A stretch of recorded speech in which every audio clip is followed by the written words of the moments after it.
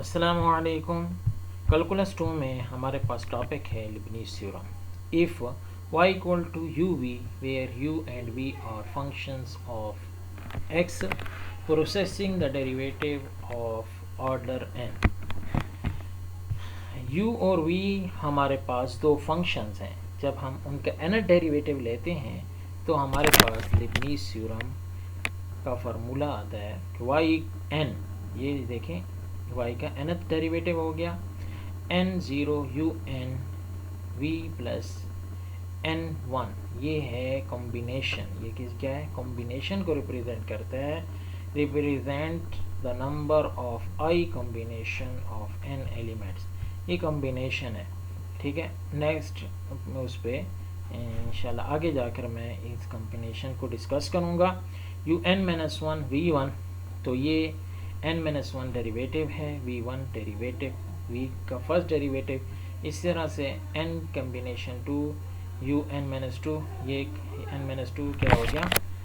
n-2 derivative u का और v2 second derivative. इसी तरह से हमारे पास nr, ये ncr un-r, ये un-r क्या है? u का, ये un-r u का क्या हो गया आपके पास? u फंक्शंस का n-r डेरिवेटिव, v डेरिवेटिव। इसी तरह से ncn u vn v का n डेरिवेटिव। और या फिर हम इसको स्टैंडर्ड फॉर्म में इस तरह से लिख सकते हैं। लेकिन यहाँ पर इन दोनों में जो फ़र्क है, ये यहाँ पर देखें, अगर मैं यहाँ पर ज़ीरो पुट करता हूँ तो ये n0 un-0 ये पावर में है, ये सबस्क्रिप्ट में है। यहाँ पर n-0 n आ जाएगा। तो यहाँ पर n जो है सबस्क्रिप्ट में है, यहाँ पर सुपरस्क्रिप्ट में है और यहाँ पर सबस्क्रिप्ट में है। तो बस यही फ़र्क है, बाकी कोई फ़र्क नहीं है। यहाँ पर देखें, अगर मैं 1 पुट करता हूँ तो ये n-1 सुपरस्क्रिप्ट में है और ये सबस्क्रिप्ट में है, और यहाँ पर n सबस्क्रिप्ट में है, ये सुपरस्क्रिप्ट में है। तो ये डेरिवेटिव को ही रिप्रेजेंट कर रहा है। v पावर यहाँ पर ऊपर सुपरस्क्रिप्ट में 1 हो तो फर्स्ट डेरिवेटिव, और यहाँ पर सबस्क्रिप्ट में 1 हो ये भी फर्स्ट डेरिवेटिव v का।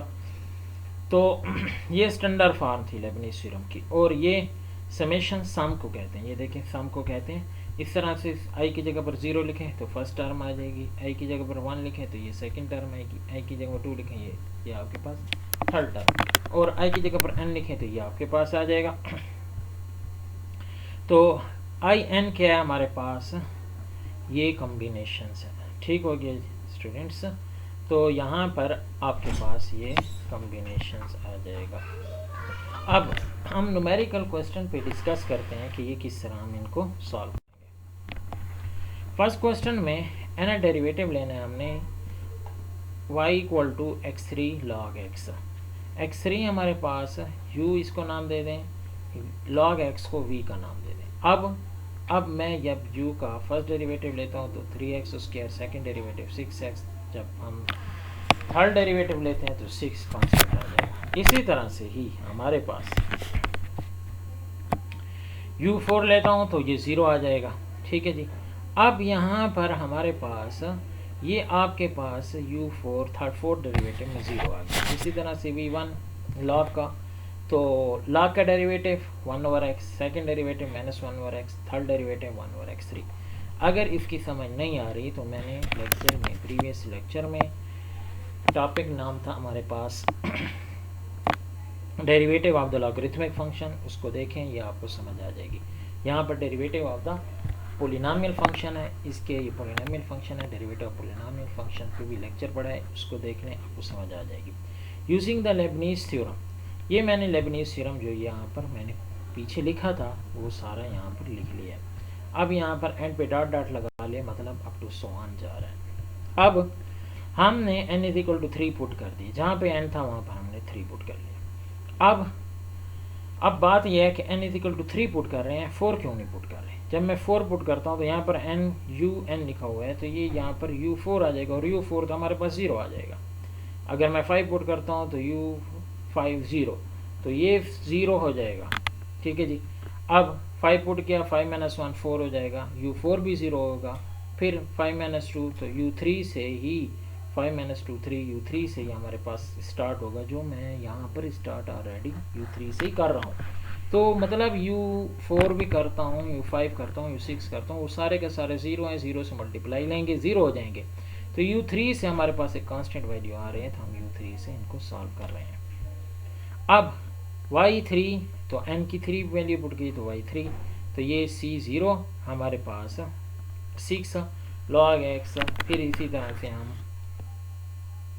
इसको, क्योंकि u3 की वैल्यू हमारे पास, u3 की वैल्यू देखें 6 है और v की वैल्यू log x है, तो ये 6 log x आ गया। फिर 3 कॉम्बिनेशन 1 वैसे ही लिखा, u ये 2 की वैल्यू हमारे पास क्या आ गई 6x, और v1 की वैल्यू हमारे पास 1/x आ गई।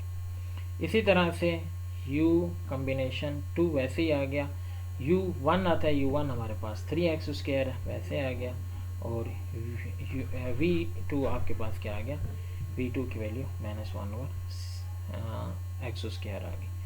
फिर इसी तरह से यहाँ पर u रह जाएगा, u की वैल्यू तो हमारे पास x की 3 है, और v3 की वैल्यू हमारे पास क्या है 1/x3।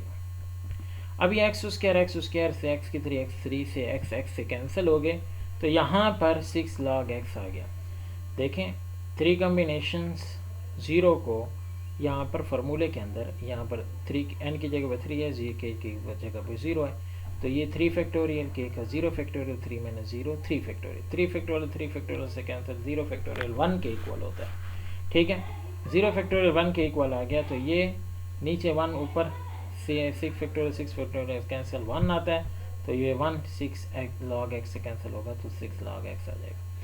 फिर आपके पास 3 1 आ गया, 3 कॉम्बिनेशन 1 आ गया, 3 कॉम्बिनेशन, ये आपके पास 3 फैक्टोरियल, फिर 1 ये 1 है, तो 3 factorial 1 factorial 3 minus 1 2 factorial, 3 factorial होता है 3 मल्टीप्लाई बाई 2, और 2 फैक्टोरियल 3 2 आता है, तो 2 से कैंसिल हो जाएगा, 3 रह जाएगा। देखें एक बात याद रखना है यहाँ पर कि फैक्टोरियल क्या चीज़ है। फैक्टोरियल हमारे पास, अगर मैं कहता हूँ 5 फैक्टोरियल से आंसर आता है 120, वो कैसे 5 multiply by 4 multiply by 3 multiply by 2 multiply by 1, तो ये आपके पास मतलब 1 तक हम चलते जाएंगे एक काम करके, और इनके दरमियान मल्टीप्लिकेशन होगी। मसलन अब 7 फैक्टोरियल है, तो 7 multiply by 6 multiply by 5 multiply by 4 multiply by 3 multiply by 2 multiply by 1, तो ये सारा का सारा इस तरह से आंसर आएगा।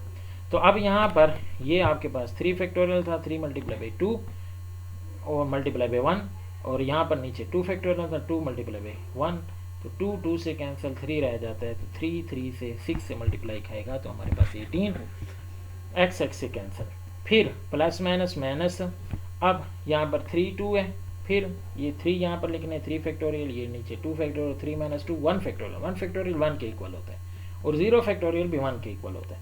तो यहाँ पर 2 फैक्टोरियल आ रहा है, और यहाँ पर 3 फैक्टोरियल। 3 फैक्टोरियल को हम लिख सकते हैं 3 मल्टीप्लाई बाई 2, और 2 फैक्टोरियल तो 2 मल्टीप्लाई बाई 1 2 ही आता है, 2 से कैंसिल 3 रह जाएगा, तो ये 3 इससे 3 से मल्टीप्लाई आएगा, -9 आ गया। इसी तरह से 3 ये 1 के इक्वल आता है, 3 फैक्टोरियल नीचे आ जाएगा 3 फैक्टोरियल, 3 माइनस 3 0 फैक्टोरियल तो 1, ये 3 फैक्टोरियल से कैंसिल 1, तो ये x की 3 से कैंसिल, तो 1 आ गया। 18 प्लस 1 19, 19 माइनस 9 10, और ये हमारे पास आंसर आ गया। इसी तरह से स्टूडेंट्स, वो तो एक फाइनाइट हमारे पास फंक्शन था x की 3, जब जिसका फोर्थ डेरिवेटिव 0 था, फिफ्थ 0 था, लेकिन इस फंक्शन में हमने लिखा है कि y इक्वल टू x की 3 log x। अब ये इसका nth डेरिवेटिव 0 नहीं होता, और log x का भी nth डेरिवेटिव कभी भी, मतलब इसको आप 10 टाइम्स डिफ्रेंशिएट करते जाएं, 20 टाइम्स 100 टाइम्स भी डिफ्रेंशिएट करते जाएं, तो ये 0 नहीं आएगा। e की पावर x का e की पावर x रिपीटिशन आती जाएगी। एक्सपोनेंशियल का डेरिवेटिव सेम एज देता है, मैंने लेक्चर अपलोड किया हुआ है, वो derivative of the exponential functions के नाम से, उसको आप देख सकते हैं, उसका सेम एज डेरिवेटिव होता है, तो इसका भी 100 टाइम्स में डिफ्रेंशिएट करें तो सेम एज रहेगा। इसी तरह से v1 1/x, ये लॉगरिथमिक फंक्शन है, तो लॉगरिथमिक फंक्शंस का भी आप डिफ्रेंशिएशन कर सकते हैं 100 टाइम्स, तो हमने इसको nth फॉर्म पर लिख लिया है कि n की जगह पर 100 लिखें, आंसर आ जाएगा।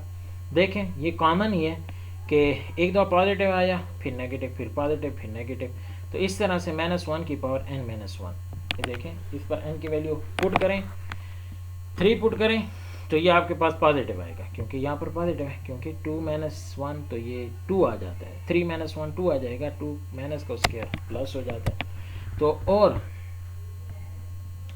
अब 4 पुट करता हूँ तो इवन नंबर है, इवन नंबर के लिए माइनस आ जाएगा, 4-1 3 और -1 की पावर 3, तो ये माइनस ही आ जाएगी। तो इवन नंबर के लिए हमारे पास माइनस और ऑड नंबर के लिए प्लस आ रहा है, देख लिया आपने। तो यहाँ पर भी वैसे ही है।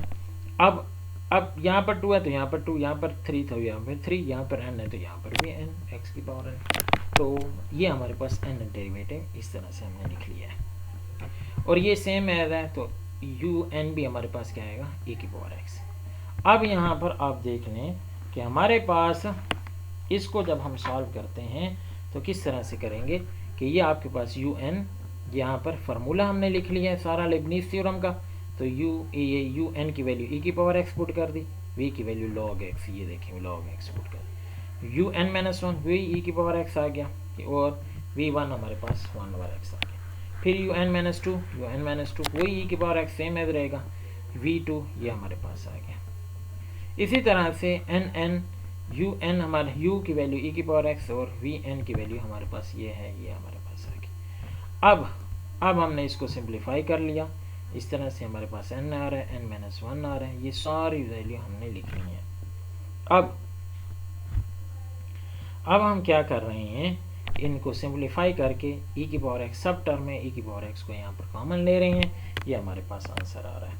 तो स्टूडेंट्स, ये हमारे पास था लेबनीज़ थ्योरम के दो क्वेश्चन, इसको आप अच्छी तरह से देख लें। और डेरिवेटिव्स में ये हमारे पास लास्ट टॉपिक है, आगे हम इसको जितना बढ़ाना चाहें बढ़ा सकते हैं, लेकिन इंशाल्लाह नेक्स्ट वीडियो में हम इंटीग्रेशंस को डिस्कस करेंगे। डेरिवेटिव में आगे कुछ आपको ज़रूरत है या आपको चाहिए कुछ, तो मुझसे रब्ता कर सकते हैं, मुझे कह दें, मैं आगे वीडियोस भी इसको राहत के साथ अपलोड कर दूंगा, आपको लेक्चर दे दूंगा। लेकिन इंशाल्लाह नेक्स्ट वीडियो से हम इंटीग्रेशन स्टार्ट करेंगे। तब तक के लिए अल्लाह हाफ़िज़।